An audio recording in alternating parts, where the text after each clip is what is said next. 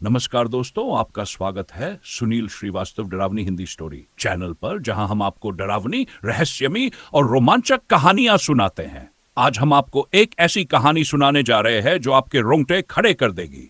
कहानी का शीर्षक है भूतिया हवेली का रहस्य।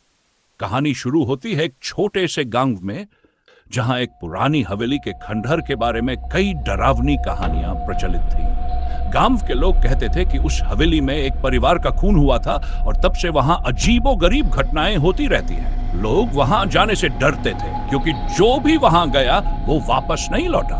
एक दिन 3 दोस्त राहुल, विजय और सुमित ने साहस दिखाने का फैसला किया। उन्होंने गांव वालों की बातों को अफवाह मानकर हवेली में रात बिताने की योजना बनाई। रात का समय था, हवेली पूरी तरह सुनसान और अंधेरे में डूबी हुई थी। जैसे ही वे अंदर गए, हवेली का मुख्य दरवाजा जोर से बंद हो गया। ठंडी हवा के झोंके और दीवारों पर बने अजीब चित्र उन्हें भयभीत करने लगे।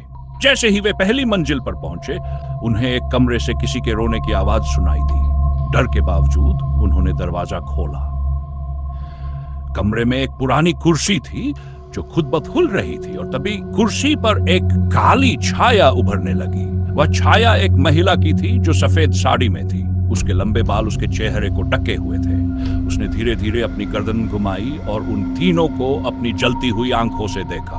वह चिल्लाई, तुम्हें यहां नहीं आना चाहिए था। डर के मारे तीनों ने भागने की कोशिश की, लेकिन हवेली की दीवारें सिकुड़ने लगीं। रास्ते बंद हो गए और एक गूंजती हुई हंसी पूरे माहौल में भर गई। वो रात उनकी जिंदगी की सबसे भयानक रात थी। किसी तरह सुबह होते होते उन्होंने वहां से अपनी जान बचाई। जब वे गांव लौटे तो उनके बाल सफेद हो चुके थे और उनकी आवाज कांप रही थी। उन्होंने बताया कि हवेली में जो आत्मा थी वह कभी उस परिवार की महिला थी जिसे वहां मौत के घाट उतारा गया था। गांव वालों ने तब फैसला किया कि हवेली को हमेशा के लिए बंद कर दिया जाए। तो दोस्तों, ये थी भूतिया हवेली का रहस्य। का कहानी पसंद आई हो और आप ऐसी कहानियां सुनना चाहते हैं तो हमारे चैनल को सब्सक्राइब करें और कमेंट करके बताएं कि आपको सबसे डरावना हिस्सा कौन सा लगा। अगली कहानी तक डर से दूर रहे और सुरक्षित रहे।